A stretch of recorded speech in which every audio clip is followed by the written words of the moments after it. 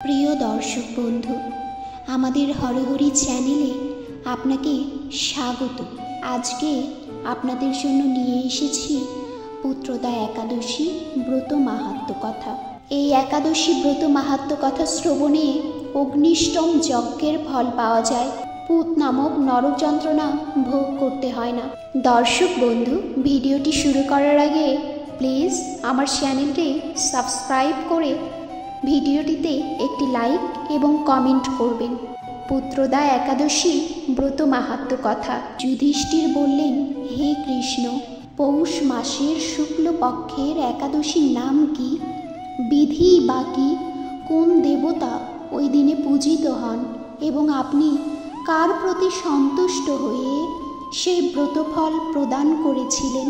কৃপা করে আমাকে সবিস্তারে তা বলুন। ভগবান শ্রীকৃষ্ণ বললেন, হে মহারাজ, এই একাদশী পুত্রদা নামে প্রসিদ্ধ। সর্বপাপ বিনাশিনী ও কামদায় এই একাদশীর অধিষ্ঠাত্রী দেবতা হলেন সিদ্ধিদাতা নারায়ণ। ত্রিলোকে এর মতো শ্রেষ্ঠ ব্রত নেই। এই ব্রতকারীকে নারায়ণ বিদ্বান ও যশস্বী করে তোলেন। এখন আমার কাছে ব্রতের মাহাত্ম্য শ্রবণ করুন। ভদ্রাবতী পুরীতে সুকেতুমান নামে এক রাজা ছিলেন।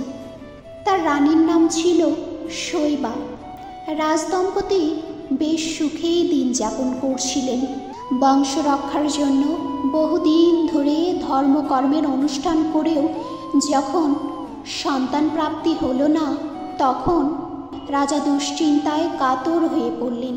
তাই সকল ঐশ্বর্যবান হয়েও পুত্রহীন রাজার মনে কোনো সুখ ছিল না। তিনি ভাবতেন, পুত্রহীনের জন্ম বৃথা ও গৃহশূন্য। পিতৃদেব মনুষ্যলোকের কাছে যে ঋণ শাস্ত্রে উল্লেখ আছে তা পুত্র বিনা পরিশোধ হয় না। পুত্রবাঞ্জনের এ জগতে যশ লাভ ও উত্তম গতি লাভ হয় এবং তাদের আয়ু, আরোগ্য, সম্পত্তি প্রভৃতি বিদ্যমান থাকে। নানা দুশ্চিন্তাগ্রস্ত রাজা আত্মহত্যা করবেন বলে স্থির করলেন, কিন্তু পরে বিচার করে দেখলেন আত্মহত্যা মহাপাপ। এর ফলে কেবল দেহের বিনাশ মাত্র হবে, কিন্তু আমার পুত্রহীনতা তো দূর হবে না। তারপর একদিন রাজা নিবিড় বনে গমন করলেন। বন ভ্রমণ করতে করতে দ্বীপ প্রহর অতিক্রান্ত হলে রাজা ক্ষুধা তৃষ্ণায় অত্যন্ত কাতর হলেন। এদিক ওদিক জলাদির অনুসন্ধান করতে লাগলেন। তিনি চক্রবাক, রাজহংস এবং নানা রকম মাছে পরিপূর্ণ একটি মনোরম সরোবর দেখতে পেলেন। সরোবরের কাছে মুনিদের একটি আশ্রম ছিল। তিনি সেখানে উপস্থিত হলেন। সরোবর তীরে মুনিগণ বেদ পাঠ করছিলেন। মুনিবৃন্দের শ্রীচরণে তিনি দণ্ডবৎ প্রণাম করলেন। মুনিগণ রাজাকে বললেন, হে মহারাজ, আমরা আপনার প্রতি প্রসন্ন হয়েছি। আপনার কি প্রার্থনা বলুন।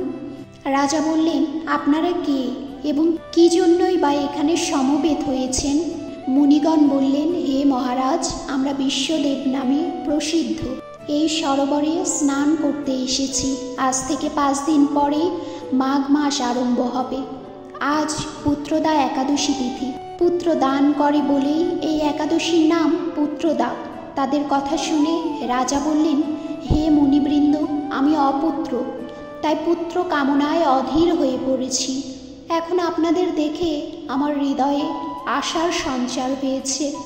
এ দুর্ভাগা পুত্রহীনের প্রতি অনুগ্রহ করে একটি পুত্র প্রদান করুন। মুনিগণ বললেন, হে মহারাজ, আজ সেই পুত্রদা একাদশী তিথি, তাই এখন আপনি এই ব্রত পালন করুন। ভগবান শ্রীকেশবের অনুগ্রহে অবশ্যই আপনার পুত্র লাভ হবে। মুনিদের কথা শোনার পর যথাবিধানে রাজা কেবল ফলমূলাদি আহার করে সে ব্রত অনুষ্ঠান করলেন। দ্বাদশী দিনে উপযুক্ত সময়ে শস্যাদি সহযোগে পালন করলেন। মুনিদের প্রণাম নিবেদন করে নিজ গৃহে ফিরে এলেন। ব্রত প্রভাবে রাজার যথাসময়ে একটি তেজস্বী পুত্র লাভ হল। হে মহারাজ, এ ব্রত সকলেরই পালন করা কর্তব্য। মানব কল্যাণ কামনায় আপনার কাছে আমি এই ব্রত কথা বর্ণনা করলাম। নিষ্ঠা সহকারে যারা এই পুত্রদা একাদশী ব্রত পালন করবে তারা পুত নামক নরক থেকে পরিত্রাণ লাভ করবে। আর এই ব্রতকথা শ্রবণ কীর্তনে অগ্নিষ্টম যজ্ঞের ফল পাওয়া যায়।